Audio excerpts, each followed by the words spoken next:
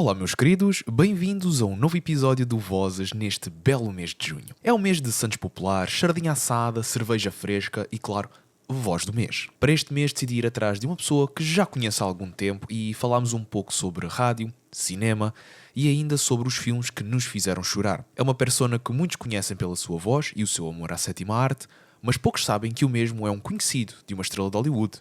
Ah, pois é. Qual Rui Tendinha, qual Lauro Dérmio? Este senhor está lá nos píncaros da qualidade. Fora disso tudo, foi uma conversa agradável e eu espero mesmo que possam gostar de ouvir, tanto como eu gostei de o ter gravado.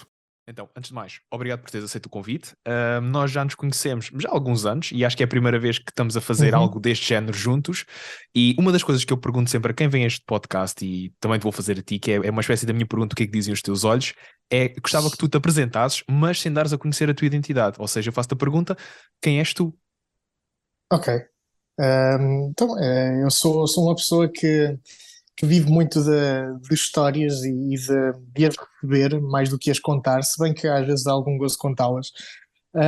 E o cinema vive muito também à volta do cinema e daquilo que ele me traz e daquilo que eu posso contar com ele, não enquanto produtor, mas só a divulgar um pouco daquilo que eu sei e daquilo que acho interessante e espalhar a palavra aí pelas pessoas. Na altura que nós nos conhecemos, tu estavas ligado à Rádio Universidade de Coimbra. Aliás, É foi isso até mesmo. aí, foi por causa da rádio que nós nos conhecemos. Estivemos juntos numa conferência em Braga. Eu estive Uhum. pela Rua, tu estiveste pela RUC.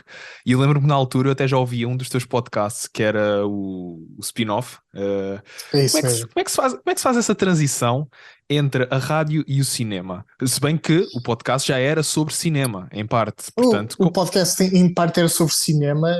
A transição foi muito simples. Eu entrei na RUC enquanto jornalista, e sabia que havia algumas rubricas. Nós sabemos que às vezes a fazer programas da manhã, por exemplo, há ali espaços onde não pode ser só informação, também tem que haver algum entretenimento. E o sítio para onde eu naturalmente gravitei foi sempre o cinema, e comecei a fazer ali alguns trechos a falar dos filmes que estreavam naquela semana, a fugir um pouco da informação porque tecia algumas considerações, e a partir daí também comecei a fazer um programa semanal na RUC, na Rádio Universidade de Coimbra, onde falava não só das três, mas fazia as minhas apreciações e conversava com outros colegas acerca dos filmes que tínhamos visto naquelas semanas. Podiam não ser os que estrearam, mas eram os que tínhamos visto.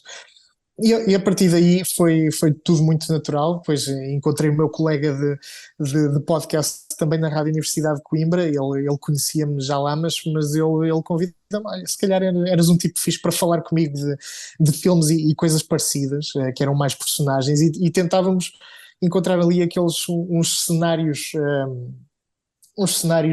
fictícios para personagens que já conhecíamos e personagens que já tínhamos, mesmo podiam não ser de cinema, podiam ser personagens literárias, mas encontrávamos spin-offs para essas personagens e tentávamos ver o que é que eles poderiam ter feito fora do nosso olhar que fosse interessante. E às vezes não era assim muito interessante, mas é sempre bom especular acerca das personagens que nós conhecemos, porque é isso que fazemos, é retirar do pouco que conhecemos, ou dos 90 minutos, ou das 300 páginas que conhecemos, e construir as realidades que aquela pessoa, que aquela personagem poderia ter antes ou depois do livro ou do filme. E foi a partir daí, pronto, e tinha que descambar com um pouco de humor, fazemos aquilo que gostávamos de fazer, mas era também uma desculpa para podermos falar daquilo e partilhar as coisas que gostávamos semanalmente. lembras-te de algum episódio em concreto em que tu tenhas ficado, pá, fogo, isto foi mesmo no ponto. Este spin-off, se acontecesse, resultava sem dúvida. Por acaso não me lembro, é uma resposta ingrata, mas não me lembro. Eu sei que havia uns mais memoráveis, um, que tinham a ver com personagens sempre de Star Wars, mas depois a realidade supera a ficção. E depois do spin-off que nós fizemos, começaram eles próprios a fazer os spin-offs. E aquilo perdeu a piada toda. Eu acho que nós já tínhamos até falado de uma do Han Solo, mas isso é fácil. Mas não sei, são coisas que nos atravessam tanto no dia a dia e nas conversas que temos, que depois aquilo que fica gravado ou não começa a desvanecer-se, e é aí que entra essa cumplicidade entre as pessoas com quem fazemos os programas, e quando há uma química grande, aquilo resulta tão bem pá, que até nos esquecemos que já passaram 2 horas e ainda estamos a gravar, e, e aquilo continua a gravar, mas não consigo especificar nenhum. É ingrata esta resposta, mas não te consigo dizer. Sei que de Star Wars tínhamos muitos, e também sei que ele às vezes, quando há uma notícia de Star Wars, ele manda-me mensagens a dizer, olha, já nos lixaram. Eu nem me lembro porquê, e ele mete logo o episódio. Foi neste episódio que nós falámos disto, mas, mas É sim, preciso ter uma é memória do fácil. caraças para se lembrar disso. E é uma coisa que eu tenho graves problemas. Eu tenho muitos amigos que sabem tudo, todo o pedaço de trivia, todos os nomes das personagens secundárias. Dentro de quem fez os filmes, sabem os diretores de fotografia, o segundo assistente de câmara. Bem, eu não consigo. Eu no Game of Thrones tinha um enorme problema. Eu não consigo, eu não conseguia acompanhar as personagens. Eu tinha sempre que dizer o anão, ou tinha que dizer a ruiva. Eu não consigo decorar os nomes. É uma estupidez. É um handicap, mas tenho que lidar com isso. E é engraçado porque quando tu falas sobre o facto de não conseguires lembrar dessas pequenas nomes ou assim muito concretamente, Uhum. mas depois tu também tens uma espécie de biblioteca na tua cabeça de filmes, ou seja, uma das coisas que se É. calhar que te caracteriza melhor é o facto de tu ires ali ao âmago daquilo que é o cinema mais independente, aqueles filmes que quase ninguém ouve falar, mas tu sabes, isto existe, isto foi feito e isto vale a pena. Como é que tu Uhum. consegues, dentro daquilo que é o cinema atual, separar o trigo do joio entre o cinema independente e o cinema mainstream? É tudo muito. É assim, eu não faço a distinção, se calhar por aí é que começa a coisa. Não faço a distinção entre o cinema independente e o cinema mainstream. Eu costumo chamar aquilo que tu chamaste mais independente, chamo-lhe o cinema marginal. Eu sou muito atraído ao cinema marginal, que é aquele cinema que é olhado de lado, ou que não é levado a sério, e isso existe tanto no mainstream como no independente. O cinema de terror é um cinema que é visto de lado, a não ser que tenha altos atores e tenha grandes realizadores a fazê-lo, e é arte. É como eu dizia que um filme de terror, quando é mal visto, é de terror, e quando é um filme de terror bem visto, é um thriller psicológico. Porque é assim que as pessoas gostam de separar essas ideias, gostam de elevar aquilo que não tem que ser elevado, porque são experiências maioritariamente humanas e super transversais a todos os campos.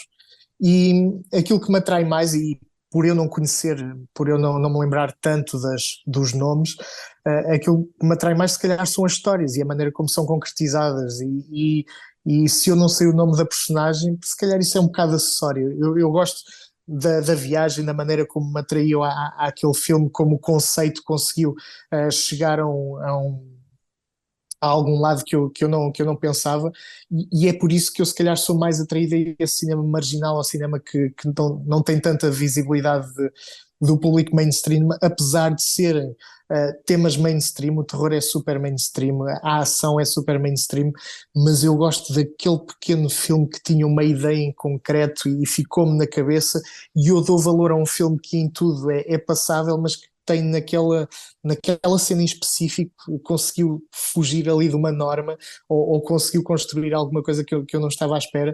E é por isso que eu se calhar tenho uma posição um bocado mais positiva em relação aos filmes, e não sou tão destrutivo. Às vezes, pronto, não consigo dizer, ok, esse filme era uma porcaria, não gostei nada daquilo, mas também não consigo ser perentório e dizer que era uma porcaria. Há sempre fatores de redenção, e eu acho que vejo os fatores de redenção na maioria dos filmes mais pequenos, ou dos filmes que são mais olhados de lado, e é por aí que eu fico com essa relação, e se calhar por isso é que eu não dou tanto valor às, aos nomes em específico, ou às personagens em específico, mas àquilo que me trouxe em termos de história, ou uma cena. Eu consigo catalogar na minha cabeça pequenas coisas que podiam ser relegadas para segundo plano pela maioria do público, e nada contra esse público, é aquilo que as pessoas escolhem guardar ou não, mas sim, guardo ali uma pequena biblioteca de bizarrias que gosto de manter e que gosto de explorar. muitas pessoas, se calhar, não se lembram, mas existe agora um podcast muito famoso, aliás, foi dos mais conhecidos na Antena 3, mas que começou na RUC, e se eu não estou em erro, tu também fizeste parte dele, que era o Bingo. Tu estiveste envolvido nesse programa que começou na RUC e Eu não estive não envolvido, mas chegaste a, começou na RUC. Não mas tu cheguei a não, estar envolvido. tu não chegaste a estar lá num dos episódios. Eu tinha ideia que sim. Se calhar estive, se calhar estive. É que é bem É como provável eu que já te tenha ouvido a disse, tua voz. é como eu te disse, as coisas, nós passamos tanto tempo juntos e as coisas misturam-se tanto que a certa altura não sabemos em que podcast é que entramos de cada um, e aquilo é uma promiscuidade de podcasts e de programas que depois não chegamos a, a ficar com registro mental, mas é capaz, eu não vou dizer que não, porque é muito possível que eu tenha entrado no bingo, mas não me lembro. Mas sim, aquilo começou na RUC. Aliás, há muita gente da RUC que agora está espalhada por aí. O João Turgal agora também tem um podcast na Antena 3, são como é que é? Os críticos que ninguém pediu. Também começou tudo na RUC e numa piada, porque nós estávamos sempre a dizer, Turgal, mas nós não pedimos essa opinião, e ele ficou a matutar naquilo, pronto, e ele tornou-se no crítico que ninguém pediu. E temos assim uma série de gente espalhada por aí, especialmente no campo do entretenimento, que é fixe. Mas sim, há uma grande promiscuidade entre programas ali naquele espaço. Para ti, a ligação entre, pronto, o meio sonoro, como podcast e tudo mais, em que puxa o cinema, porque o spin-off era, acima de tudo, como tu tinhas dito, uma questão de, pronto, vertentes diferentes dos filmes mais mainstream, ou de atores, ou situações literárias, mas depois Uhum. também tens outros podcasts que tu, tenho a certeza que tu já participaste, como por exemplo nas Nalgas do Mandarim, o VHS, tudo isso era sempre focado no cinema. Como é que, na tua ótica, enquanto apreciador de cinema, vês esta ligação entre o meio sonoro e o meio visual do cinema? A forma como eles conseguem transpor a essência do Uhum. cinema, dos filmes que se vê, para um formato áudio em que só tens som. À primeira vista parece um contrassenso, mas não tem assim tanto contrassenso na medida em que o som é também daquilo que são feitas as conversas. E os podcasts são isso, e os programas são isso, são conversas, e aquilo com que nós ficamos dos filmes, são exatamente essas conversas, as opiniões, são as piadas, é a partilha que nós temos quando concordamos com alguma coisa, quando discordamos. E se calhar isso é o mais interessante de um filme, para além da sua experiência enquanto elemento audiovisual, é depois poder levar aquilo que nós tiramos do filme e poder partilhar com outras pessoas e poder achar qual foi o significado que tiramos de um lado, o que é que achamos do outro, porque é que uma pessoa gostou de uma coisa, porque é que eu não gostei. E esse tipo de trocas é, acho que toda a gente gosta de ter uma opinião, isso é indiscutível, e então quando podemos trocar opiniões com pessoas com as quais temos alguma afinidade ou com as quais partilhamos este tipo de amor pelo cinema, isso é ótimo.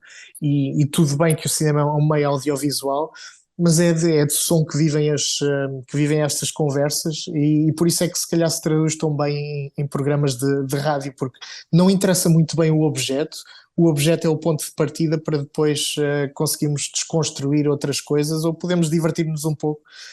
Por isso acho que é um elemento natural, ou foi um elemento natural das conversas que temos a seguir ao cinema, já que temos uns microfones aqui à mão de semear. Pronto, vamos lançar isto para o mundo, e pode ser que faça sentido para outras pessoas. Pode parecer um pouco depois egocêntrico, não é? Porque como é que a nossa opinião é mais do que as outras para estar aqui a ser difundida nestas. Se calhar temos um microfone à mão, e se calhar, pronto, é essa a facilidade que nos leva a ser egocêntricos a esse ponto.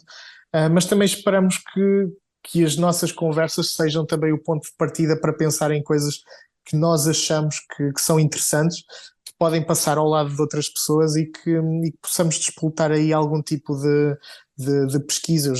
Eu já comecei a pesquisar acerca de realizadores ou de escritores, só por pequenas menções em podcasts, em contextos que nada tinham a ver com eles, mas porque foram referenciados naquele contexto, e porque eu, já conhecendo as pessoas que estou a ouvir, posso ter mais ou menos uma ideia de porque é que aquilo foi referenciado. Eu se calhar vou ter essa pesquisa e vou iniciar aí mais uma jornada de descoberta. E por isso acho que faz todo o sentido, embora seja só som. O som é por onde se propagam ideias de uma maneira correta, outras vezes não da melhor maneira, mas é a melhor maneira de criarmos ligações entre uns e outros. Tu estiveste na RUC, fizeste podcast, tudo mais, estiveste na Uhum. Rádio Baixa a passar música e tudo mais, mas depois foste para o norte, para o Porto, onde ainda Foi. estiveste atrás de uma espécie de mostra de cinema que acontecia todas as semanas, se não estou em erro, ou Ainda estou, eu ainda faço ainda. essa loucura. Como é que, Eh, como é que surgiu essa ideia e essa vontade de criar algo desse género? Porque não é qualquer um que simplesmente diga, sabem o que mais? Vamos arranjar uma sala, vamos mostrar filmes que quase ninguém se conhece e vamos falar sobre eles. Porque uma coisa é falar num podcast, que lá está, é só tu e essa pessoa, estão a falar, quem quiser ouve, quem não quiser não ouve. Outra coisa é efetivamente abrirem a sala a mais pessoas e mostrarem esses filmes, em particular do ramo do horror, que eu sei que é uhum. possivelmente a área do cinema que mais te interessa. Deves ter uma coleção É, de cinema de horror, especialmente cinema japonês, deve ser também, gigante. também. Sim. O problema aí é uma questão que colocas interessante, que é como é que é falar com outra pessoa que já conheces e de repente estás ali numa sala com 100 pessoas que nunca viste de lado nenhum e estás a apresentar, estás completamente exposto, estás ali a apresentar uma coisa que vem da tua seleção, vem dos teus gostos, não sabes qual vai ser a recepção e estás completamente sozinho a apresentar aquilo que tu esperas que os outros gostem também. Para já isso é uma. É, fica uma pilha de nervos e nunca consigo, apesar de já ter apresentado centenas de filmes, não consigo passar essa fase da apresentação a solo para outras pessoas. Mas isso são outras núpcias, porque esta ideia surgiu exatamente porque eu vim para o Porto trabalhar e eu sabia que em Coimbra era difícil conseguir públicos. É uma cidade que fervilha em muita coisa, na música, fervilha na escrita também, na investigação, na parte académica, mas no que toca ao cinema, a coisa não resultava tão bem e só tínhamos uma sala independente e essa sala independente não era assim tanto porque pertencia à universidade. Então eu vejo-me no Porto e no Porto há muitas salas de cinema e a maioria delas não está no ativo. Não é o caso desta, no Passos Manuel. O Passos Manuel é um bar que também é discoteca e que também tem um auditório, mas aquele auditório não estava a ter tanta programação de cinema por aí e tinha programação às vezes quando havia festivais, mas não havia uma programação regular. Eu tinha um amigo que passava música no Passos Manuel e, e a certa altura em conversa falou com o dono e disse, pá, eu conheço um gajo que vê uns filmes marados e era mesmo fixe ele passar aqui uns filmes, porque acho que ficava mesmo muito na onda do Passos Manuel, é uma coisa que ninguém está a fazer aqui no Porto. Há cinema independente, mas não há cinema de culto ou de terror ou esse cinema mais marginal. Ainda por cima, o Porto tem aqui o histórico do Fantasporto. Porque é que não fazemos aqui um polo desse cinema marginal? Pá, olharam para ele de lado, mas ok, vamos reunir com esse puto. O puto era eu, não? E pronto, fui ter a conversa com ele, expliquei aquilo que eu gostava de fazer, que era esse cinema mais grindhouse, mais coisas mais de retrospectiva dos anos 70 pouco conhecidas, umas mais conhecidas, mas entre o balanço entre o conhecido e o desconhecido era para aqueles que já conheciam os filmes, aquilo é tipo um concerto, porque tinham a oportunidade de ver com o público e podiam bater palmas nas partes que já conheciam, podiam rir-se nas partes que já conheciam. Por outro lado, quando havia descoberta pura e eu queria mostrar coisas que as pessoas não faziam ideia que já tinham sido feitas ou que o cinema tinha chegado a este ponto muito antes de ser popularizado noutro sítio qualquer. Queria fazer assim uma programação cruzada. Pá, ele com algum custo e alguma desconfiança disse, pronto, mas se é isso, vamos tentar, vamos tentar. E E, foi aí e que eu entrei ainda hoje estão a fazer. ainda hoje estamos a fazer, começámos todas as semanas, que foi deslocado. mas agora fazemos de 15 em 15 dias. Estamos a aproximar-nos do final da temporada, porque no verão ninguém vai ao cinema, a verdade seja dita, especialmente salas independentes.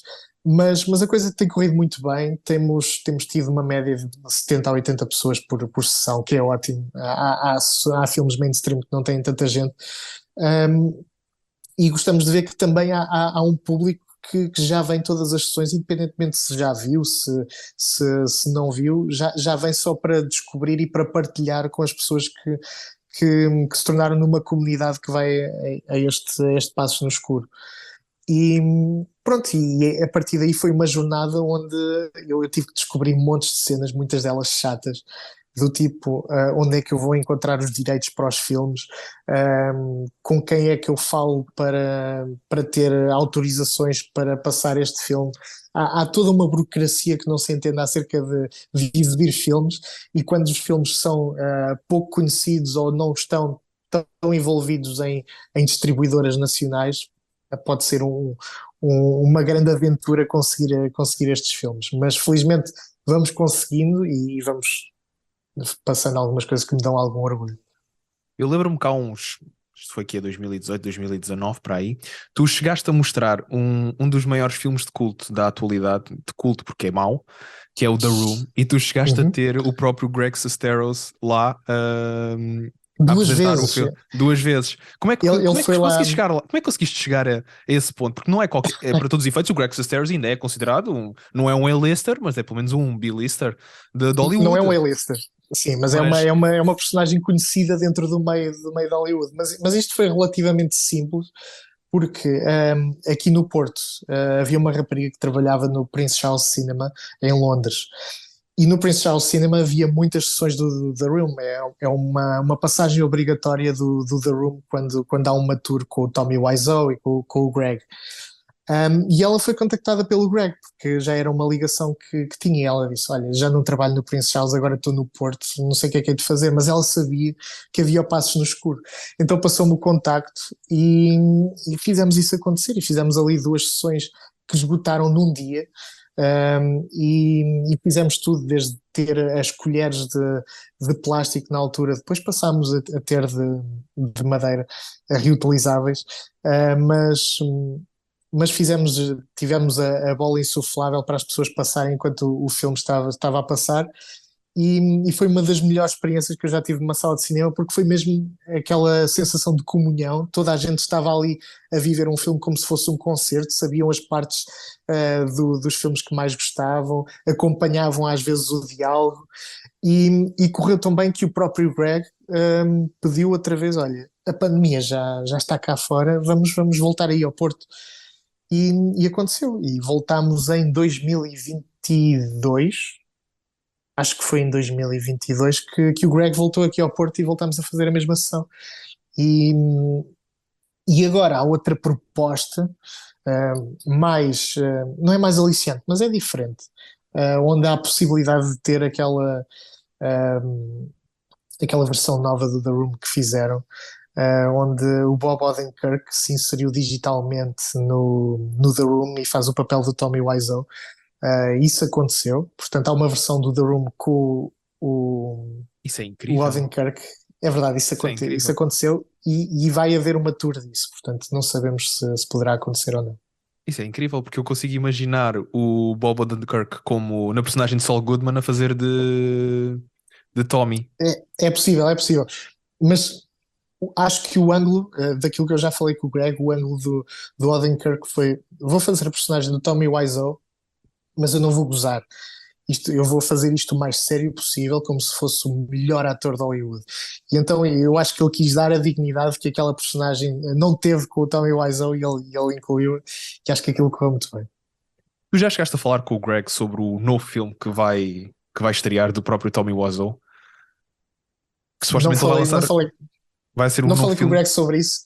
Por acaso, da última vez que o Greg cá esteve, também estreámos o primeiro filme dele, que ele realizou, que se chama não sei que Valley.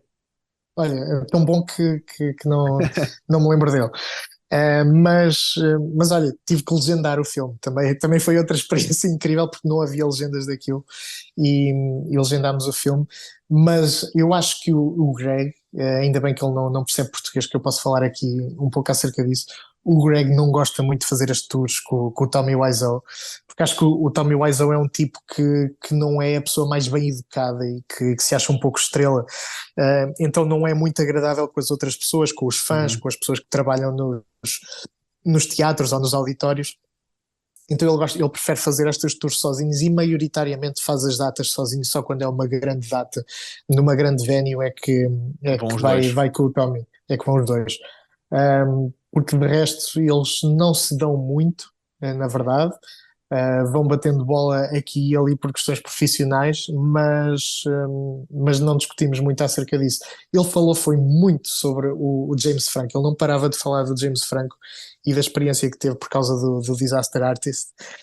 Portanto, houve aí uma série de conversas um bocado surreais, porque eu estava em frente ao Greg Sestero que me estava a contar histórias de coisas do círculo A-lister de Hollywood e foi um bocado surreal, É uma mas ponte que pronto, nunca esperavas encontrar na tua vida. é uma ponte que nunca esperava encontrar, nem tão pouco continuar a ter um contacto regular com o Greg, que meia volta manda mensagem só, então está tudo, viste este filme, o que é que achaste disto? E eu nunca pensei que pudesse ter essa relação com ele, que é um tipo super terra a terra e quando se interessa é legítimo. Ele quer mesmo saber, olha, eu gostei deste filme, o que é que achaste deste filme? Ou quando o filme dele chama-se Miracle Valley. No processo até estrear o filme, ele ia mandando versões do póster para eu saber o que é que eu achava deste póster, ou como é que devia ser aquilo. Ele mostrava-me o trailer, a dizer o que é que eu achava do trailer, onde é que ele devia cortar.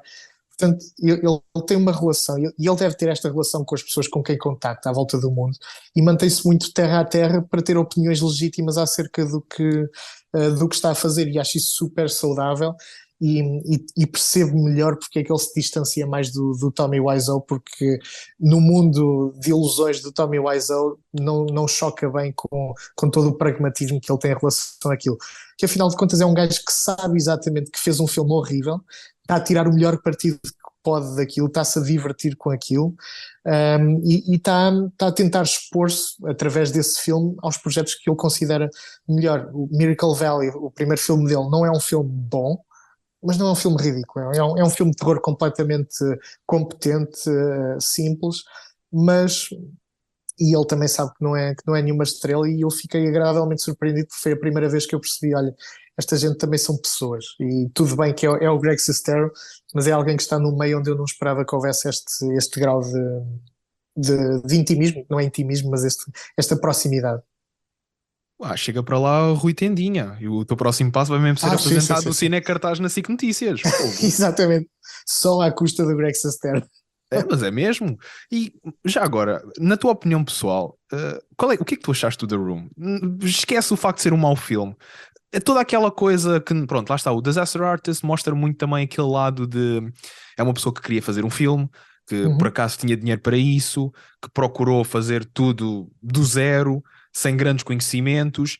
Qual é a tua opinião enquanto amante de cinema daquele filme? Efetivamente, o filme é mau, mas não deixa de ser bom. Eu, Mas o filme é mau, mas eu não gosto de dizer o tão mau que é bom,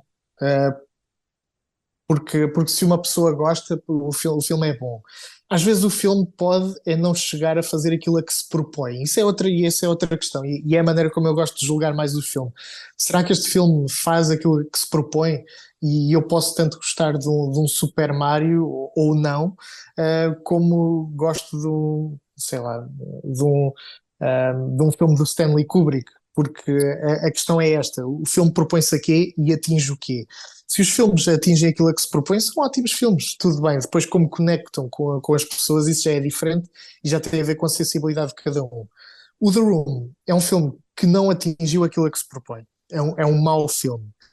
Mas é um filme que conseguiu, conseguiu dar outro propósito àquilo que a pessoa ou que as pessoas que o fizeram pretendiam, que é um filme que conseguiu ser feito. Um, eu não sei se me consigo explicar bem. porque é uma questão complicada, mas o filme foi feito e esse é o ponto final da coisa. Para aquelas pessoas que estiveram envolvidas no filme, o filme ter saído cá para fora, ter estreado no cinema, ter sido visto por muitas pessoas, foi absolutamente o objetivo daquilo que conseguiam. O que está nas entrelinhas é toda a história que foi feita daquela personagem que foi traída, blá blá blá, com aquelas personagens. Aquilo, eu tenho ideia que aquilo foi só um dispositivo para conseguirem ter alguma coisa estreada e alguma coisa na sala de cinema. Depois, isso foi feito de uma maneira tão atabalhoada, ou tão imponderada que se tornou ridículo, mas tornou-se ao mesmo tempo num objeto de comunhão tão grande que ultrapassou quem quer que o fez. E é uma história super bonita acerca de fazer cinema, porque se foram pessoas que se propuseram a fazer um filme que deve ter algum tipo de ligação às pessoas, ok, não foi a ligação que eles tentaram, mas foi uma ligação muito maior que às vezes muitos filmes que ganharam os Oscars. A Paixão de Shakespeare ganhou o Oscar de melhor filme. Ninguém se lembra da Paixão de Shakespeare. No entanto, aquele filme em 2003 não ganhou absolutamente nada, foi ridicularizado e, no entanto, continua a ser o filme que continua a encher salas de cinema até ao dia de hoje. Se isso não é poderoso, macacos mordam. É um bocado como falar mal do futebol. E eu sou a primeira pessoa a não gostar de futebol e a, e a dizer que aquilo não serve para nada. Mas quando tu vês alguém, ahm, quando tu vês um estádio e vês aquela gente toda a gritar por um golo, caraças, aquelas pessoas podem ser todas miseráveis no resto do dia deles, mas naquele momento estão a viver o dia deles e estão a sentir o momento pela equipa deles. É um bocado isso que eu acho que o The Room é. Quando o vi, ri-me muito e achei que estupidez é esta, mas quando vejo o efeito nas pessoas, acho que é uma coisa super. Que é muito maior do que o próprio filme. Acho que é um objeto de comunhão dentro da sala de cinema e é aquilo pelo qual se fazem filmes. É um bocado romantizado, mas acho sinceramente isto. Na tua opinião, aquelas produtoras mais independentes que agora têm estado a Uhum, ganhar mais destaque, como é o caso da A24, que começou como uma pequena produtora e agora já é possivelmente uma das maiores, especialmente a nível dos Oscars deste ano, como é, uhum. como é que é a importância dessas produtoras e a força de vontade das pessoas que têm querer criar algo de, seja uma curta-metragem ou uma longa-metragem?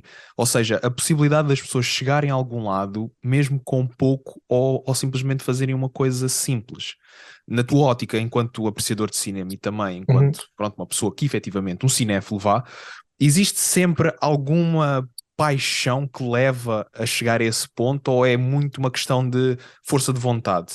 Eu sei que às vezes os dois estão interligados, mas às vezes parece que existe sempre algo mais forte no meio disso tudo. Eu acho que não basta paixão, porque paixão pelo cinema também eu tenho, mas não tenho força de vontade nenhuma para querer fazer algo meu. E respeito muito quem leva isso avante e quem consegue fazer alguma coisa, porque é preciso muito trabalho. Saber que do momento em que se escreve uma história até um filme estar pronto podem demorar 10 anos e que isso pode ser só o teu primeiro trabalho, isso exige muito esforço. E esses 10 anos resultam quando estás a entrar dentro do sistema de estúdio. Se quiseres fazer uma coisa a mais curto prazo, tens que ser tu próprio a fazer. Então tu tens que escrever, tu tens que ir alugar o equipamento, tu tens que falar com atores, tens que arranjar dinheiro para eles serem pagos.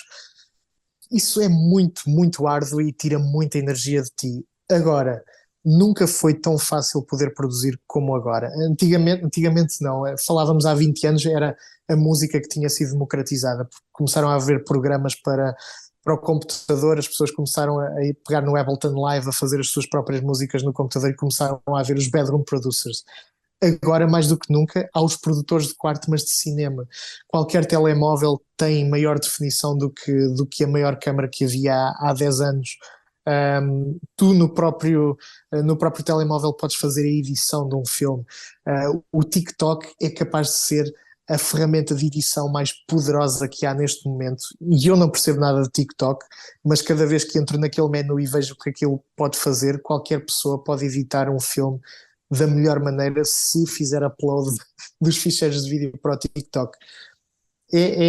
Há um mundo sem fim e é quase o ditado a imaginação é o limite. mas é quase, se não é imaginação, é o tempo que cada um dispõe da vida, é o limite, porque quando se é mais novo e se está a estudar, se calhar é o momento e é o ponto de partida para se fazer algo, porque não há tantos horários, não há tantas impossibilidades. Agora que um tipo trabalha de X a X, pá, se faz aos fins de semana, fica sem tempo para descansar, é mais complicado entrar nessa guerra. Mas acho que esta é a melhor altura para um jovem criador, se quiser fazer um filme, fazê-lo, porque tem todos os meios à disposição, os programas de edição há gratuitos, as câmaras estão no mesmo sítio onde eles telefonam para a mãe. É, é absolutamente ridícula a quantidade de oportunidades que há neste momento. E a par com isso, também nunca foi tão fácil distribuir um filme, porque os serviços de streaming abundam, e eu sou o gajo que mais gosta do formato físico, e acho que a sala de cinema é o sítio para ver um filme. Mas rasparta, se não tens ambições a ter, ou se queres começar o teu caminho e traçar o teu trabalho, se calhar o melhor é mesmo fazer por ti, mandar para plataformas de streaming que existem em Portugal. Há muitas plataformas de streaming, especialmente de género. Há Film Twist, não falo da Filmin, mas há Spamflix, por exemplo. Há algumas plataformas que estão ali abertas só para as pessoas enviarem os trabalhos deles, e depois podem ou não ser escolhidos. Mas a verdade é que não lhes custa nada albergar esses filmes, mas não há produção para que isso aconteça. E cada vez mais vejo no Motel X as curtas que vão aparecendo e são cada vez mais profissionais, estão cada vez mais ao nível do cinema internacional. Por isso, eu acho que nunca houve tantas oportunidades como há agora para criar e para difundir o cinema, e acho que as pequenas editoras estão a ter cada vez mais preponderância, como é o caso da A24, que começou mesmo como uma pequena, é uma afiliada de um estúdio maior, mas começou exatamente a pegar em projetos independentes, super independentes, e a tentar lançá-los. A diferença é que, como tinha esse backup do outro estúdio maior, pôde colocar mais publicidade atrás deles, e esses filmes tiveram maior tração.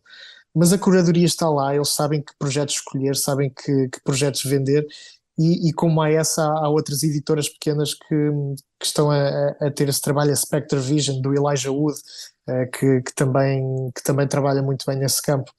Por isso, eu olho para a frente com muito entusiasmo, e também olho para trás no sentido de dizer, ou tentar passar a mensagem para aqueles que são mais velhos, ou que já ou que acham que antigamente é que era. Pá, isso não é verdade. Antigamente só saía o que nós víamos, e ficámos condicionados à nostalgia do passado, mas há muita coisa nova a ser bem feita, e há muitas ideias novas a serem bem feitas.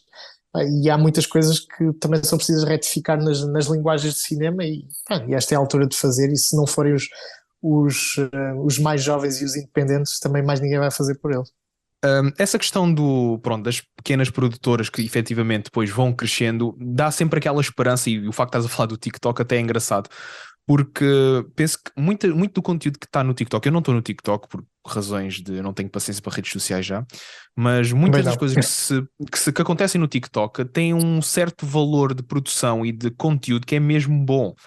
E eu gostava de perceber na tua ótica, porque na minha opinião é um bocado do género, parece que não damos foco o suficiente, que é, achas que Portugal, o conteúdo português, tem essa possibilidade?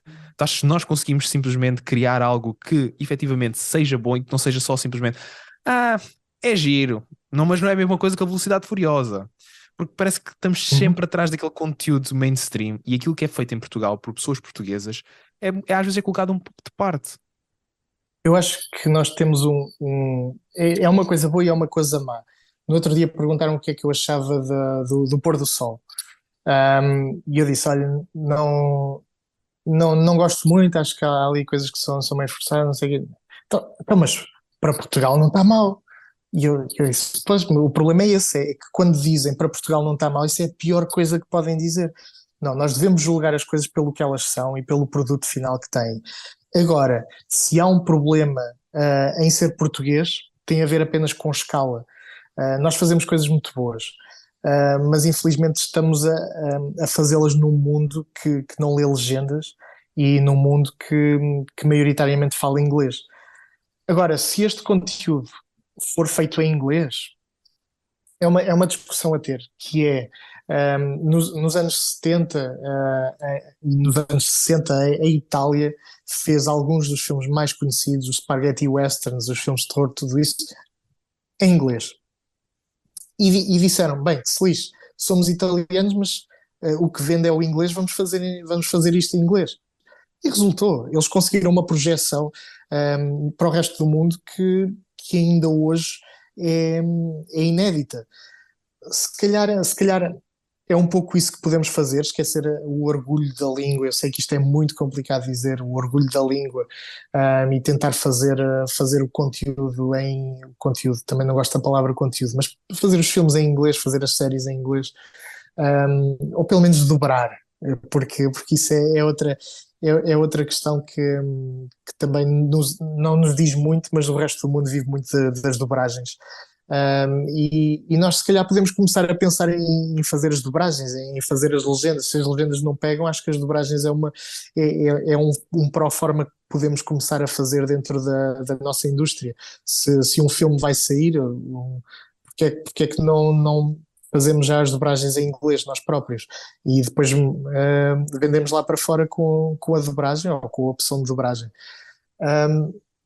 Acho que não nos devemos colocar por padrões portugueses apenas, acho que nos devemos sempre colocar por padrões internacionais, por padrões daquilo que o mundo está a viver, e se não temos orçamento para tal, é como qualquer filme americano de baixo orçamento, também não o tem, mas depois chega lá.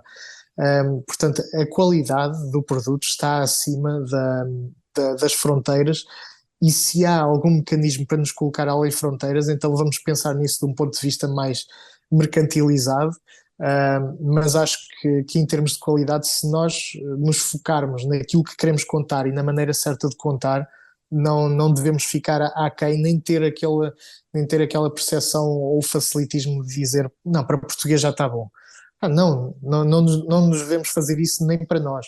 Por exemplo, eu vi 2 episódios daquela série nova do Rabo de Peixe e aquilo é produto bom e aquilo nem sequer é coisa para dizer, pá, para Portugal não está mal. Se calhar o impulso é dizer isso, mas o que é certo é que via há bocado os números e em 11 países estamos no top 10, nunca tal aconteceu, é porque alguma coisa está a ser feita no formato. Agora, tiveram maior orçamento? Tiveram, mas às vezes também acho que há um maior facilitismo em não fazer ou dizer que o problema foi do orçamento, do que em pensar porque é que a coisa não resultou tão bem.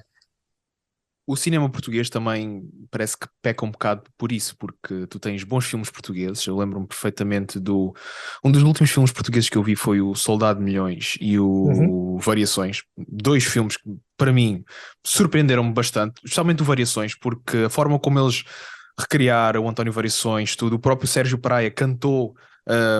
Deu a sua voz para as canções e tudo mais, ou seja, foram produções muito boas e até é engraçado porque o filme surgiu no ano, se não estou em erro, em que saiu o Bohemian Rhapsody, que muitos consideraram Acho que sim, acho que sim. a melhor biopic de sempre, mas depois a edição era asquerosa.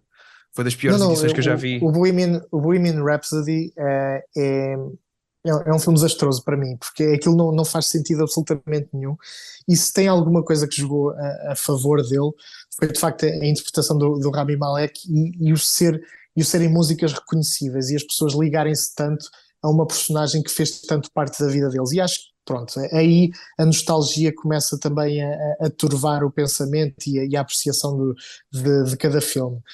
Com variações em específico, havia um problema que se sentiu, e aí sim tinha a ver com o orçamento, mas felizmente não se sentiu depois naquilo que as pessoas retiraram do filme.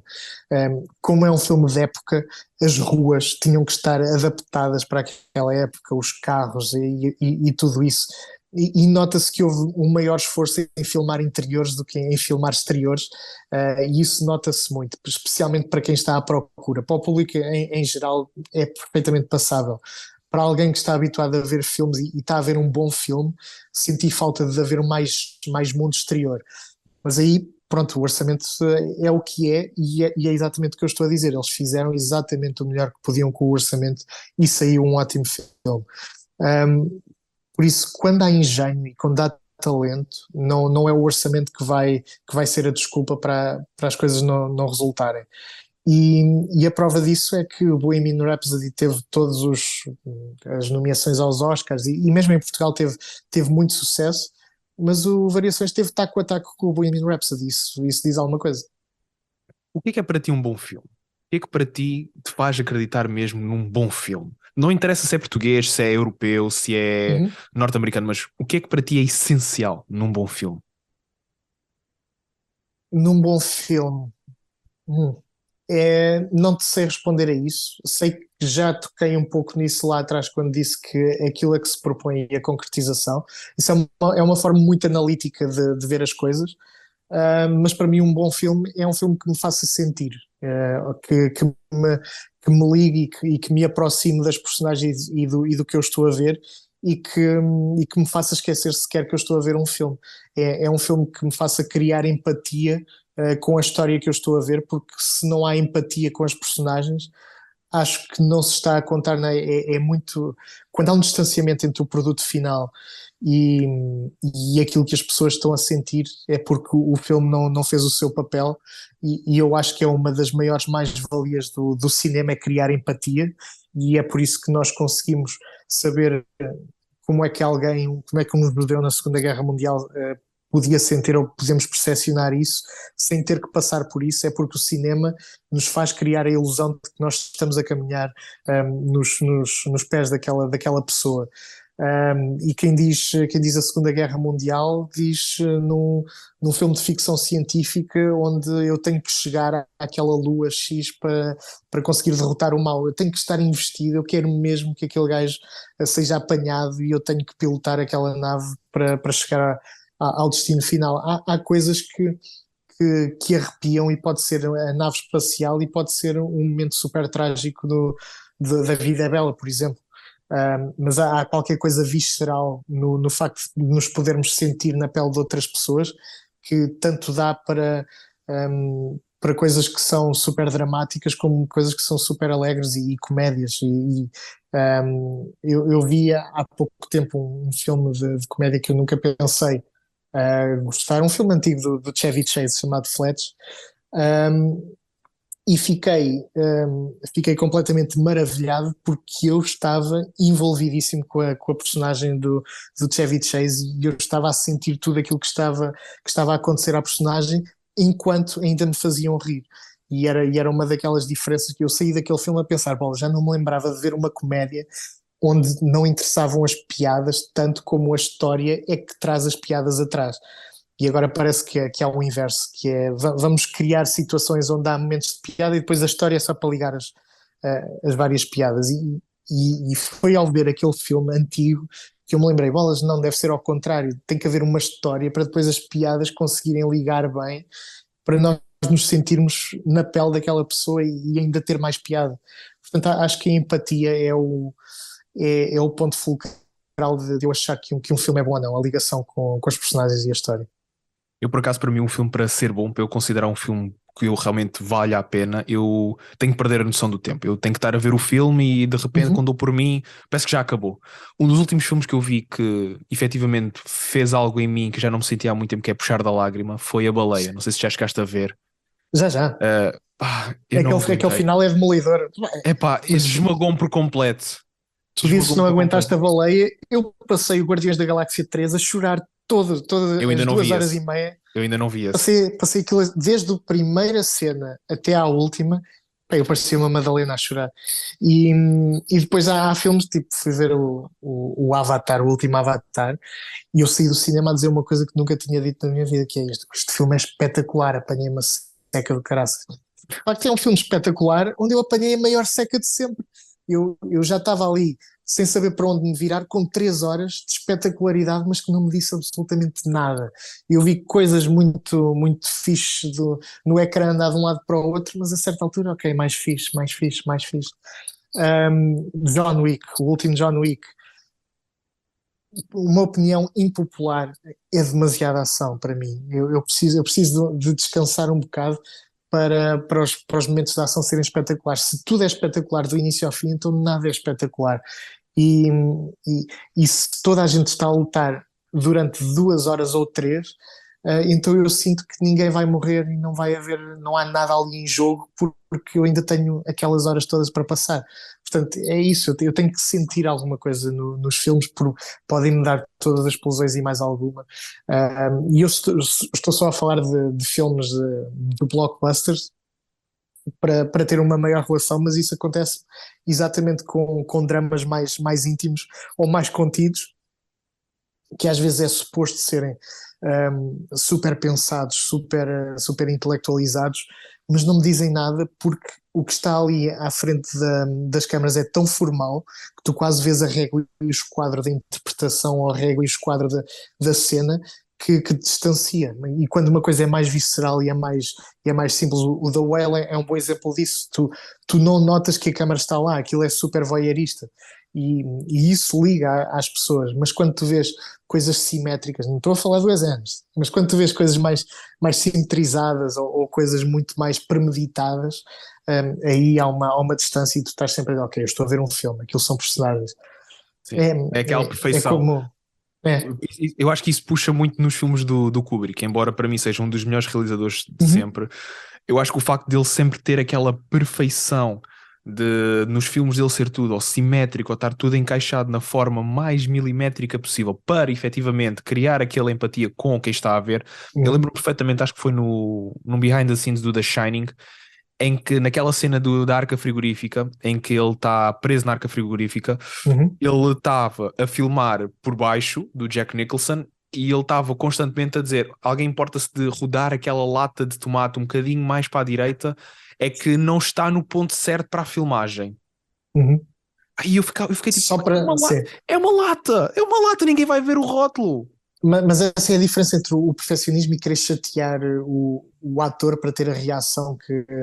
Porque se o ator está a fazer tantas vezes. Isso é uma técnica conhecidíssima do Kubrick, ele obrigava para ir a fazer 100 takes e era o centésimo take que a coisa estava no sweet spot porque as pessoas já estavam tão cansadas, já estavam a viver tanto aquilo que estavam a fazer, já era tão automático que saía finalmente aquela interpretação natural que ele queria. Mas a verdade é que com o Kubrick eu sei dizer ótimos filmes, excelentes filmes, mas tenho zero ligação com eles. Tenho zero ligação emocional. Eu consigo olhar para ali e ver a espetacularidade, consigo seguir a história. Lá está, são bons filmes também, mas eu não consigo ter a empatia. Eu consigo intelectualizar o quão bons são e o quão formalmente estão feitos, mas não consigo ter uma ligação. Não tenho ligação emocional com nenhuma das personagens, desde o The Shining até ao 2001 Odisseia no Espaço, não há ninguém com que tu te consigas ligar. Barry Lyndon, igual, se calhar só o Paths of Glory e o Kirk Douglas é que têm a interpretação mais humana das personagens dele, e se calhar aí ele ainda não tinha formalizado tanto a estética dele, se calhar é por isso, mas não sinto empatia com os filmes do Kubrick. E o Kubrick é Kubrick e é um mestre a contar histórias, mas lá está, falta-lhe a empatia. Eu, por acaso, agora estava aqui a pesquisar no meu arquivo de mensagens com uma amiga minha. Estávamos a falar sobre filmes que, pronto, parecem estúpidos, mas que existem mesmo. E eu queria-te falar Uhum, deste filme para, não sei, às tantas já deves ter visto, que é da década de 70, que é de 1979, que é o Ticket of No Return, em que basicamente conta a história em Berlim do Oeste, de uma mulher uhum. que não fala o filme todo e simplesmente o filme é ela a ir beber em todos os bares durante não sei quanto tempo e tudo mais. E ela ficou conhecida por isso, por ser efetivamente uma mulher que bebia, e o filme basicamente é isso, é ela ir a bares a beber e não diz nada. E à medida que o filme vai passando, tu vês a roupa dela a ser cada vez mais desgastada, vai Uhum. perdendo o glamour do começo do filme, para no final ser uma mulher podre de bêbada no chão. E aí acho que já fala no final só, mas ou seja, o filme todo não existe o diálogo dela, ela não fala, ela só bebe. E é só isso. Pronto, mas lá está, há filmes que são simplesmente peças artísticas e não aspiram. Há filmes que querem, se calhar não querem ahm, que empatizemos com a personagem, querem simplesmente contar uma história e passar algum tipo de mensagem artística. Eu consigo apreciar um bom ensaio artístico, mas tenho muitas dificuldades em chamar-lhe um filme. e vejo, há ensaios visuais, há exposições visuais também, mas para ser um filme eu preciso mesmo de ter aquela ligação humana e não consigo só estar a ver coisas bonitas, apesar de adorar olhar para coisas bonitas e adorar ver um Jodorowsky, por exemplo. Um filme do Alejandro Jodorowsky é puramente um ensaio visual cheio de mensagens metafísicas e de cargas religiosas muito fortes, mas não é um filme de personagem, é um filme para tu estares a intelectualizar, estás a tentar descodificar, e também há uma beleza nisso, em tentar descodificar a intenção do autor, e há um jogo aí, e o tempo passa a correr para mim, pelo menos quando estou a tentar fazer essa descodificação. Adoro ver um filme do David Lynch, onde à partida nada faz sentido, mas tu sabes que tudo faz sentido, só tens é que encontrar o ponto de ligação. Isso é ótimo também, estar a fazer esse jogo. E Há tu também, várias tu também leituras. tens isso nos filmes do Gaspar Noé, especialmente o Enter the Sim, Void. sim, Para sim, mim é sim. um filme que tu ficas tipo, como assim? Como é que cheguei a este ponto?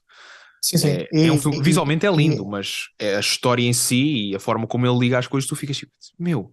E depois É lá está, isso. o Enter the Void é um filme que o contexto do filme é explicado no início do filme e depois desenvolve a partir daí. E tu ficas, mas como Uhum. é que chegamos a este ponto? Exatamente, mas cabe a nós depois tirar essa leitura, e isso é muito gratificante. E lá está, é toda essa, aquilo que falava antes do o filme ser o ponto de partida para as discussões e para as conversas e para as descodificações. Isso é das coisas mais gratificantes que um filme pode dar. E quando tu me perguntaste atrás o que é que faz um bom filme, é empatia. Para mim é o que faz mais um bom filme. Mas não é a resposta certa. É para mim aquilo que eu procuro mais num filme, apesar de me dar gozo também em outras coisas, como esta, descodificar um filme que à partida tem zero de empático e zero de ligação às personagens, mas tem ali uma mensagem que é preciso descodificar. E agora, para terminar, uma última pergunta que eu te quero fazer, que é, quais é que são os projetos para o futuro? Já foi rádio, organização de uma mostra de cinema, Uhum. que é que falta fazer? O que é que para Eu, ti que- gostavas ainda de fazer? eu quero continuar a fazer rádio durante muito. Rádio não, que queria continuar a voltar a fazer podcast, que já não faço há muito tempo. Quero continuar a mostrar os filmes no Passos Manuel ou em qualquer outro sítio, porque é uma coisa que me enche o coração de enorme maneira. E ficar ali no final da sala a ver a cara das pessoas quando saem de lá, não há nada melhor do que isso. E depois ver a discussão ou ter pessoas que vêm ter contigo a perguntar mais sobre aquilo, porque quer dizer que desbloqueamos ali um ponto de interesse interessante. Mas agora estou a trabalhar noutras coisas, noutros projetos. Oficialmente e profissionalmente estou a trabalhar com uma empresa que é o THU, Trojan Horse Was a Unicorn, onde trabalhamos diretamente com artistas, criadores, malta dos efeitos especiais, animadores, e vamos fazer no Japão. Aliás, vim de lá há pouco tempo, mas vamos fazer mais no final do ano no Japão um evento acerca de storytelling. Lá está, sobre contar histórias, onde vamos ter algumas pessoas que construíram mundos bem conhecidas e que construíram mundos de storytelling, e queremos contar isso às pessoas e queremos fazer isso. Vamos fazer a partir do Japão em setembro. Há muita coisa que está a acontecer neste momento, mas pessoalmente, e aquilo que me dá mais ânimo e gozo para tentar fazer para o futuro, é mesmo mostrar cinema e conseguir fazer com que as pessoas se liguem mais com as histórias e com aquela sala que por isso é que eu lhes. A tagline do Passos no Escuro, que é o nome da iniciativa que eu faço, chama-se Junta-te ao Culto, porque aquilo é tornar mais ou menos a missa semanal ou a missa quinzenal, onde a sala de cinema passa a ser um espaço de partilha, onde as pessoas têm permissão para se rir, têm permissão para bater palmas. Não há nada que me dê mais gozo como uma pessoa já conhecer uma cena de um filme e começar a bater palmas durante aquela cena. As outras vão atrás, porque estar numa sala de cinema é contagioso.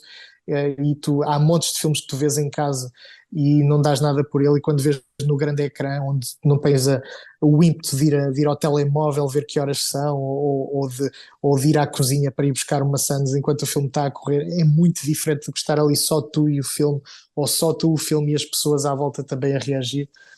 Portanto, esse é o meu gospel, é levar pessoas às salas de cinema e levar pessoas a descobrir coisas que nunca pensariam que pudessem gostar. E com esta terminamos. Olha, muito obrigado por esta conversa. Foi mais uma vez um prazer Obrigado, voltar a eu. falar contigo. E olha, espero que continues o Passos no Escuro e espero conseguir um dia ir ao Porto e apanhar uma sessão. Às vezes que vou Por ao Porto favor. nunca acontece nada. Pá, mas tem que ser, também tem que ser à quarta-feira. Quarta-feira, ok, vou-me lembrar dessa. Olha, muito obrigado mais uma vez. Não, obrigado, eu. E sempre que for precisar de alguma coisa, é só dizer. Eu vou-me lembrar disso. Obrigado por terem estado desse lado e por continuarem a ouvir este podcast. Eu faço isto por vocês e só por vocês, seus lindões. Não se esqueçam de partilhar este podcast com todos os que mais gostam e, claro, de fazer like nos posts. Até ao próximo episódio, pessoal.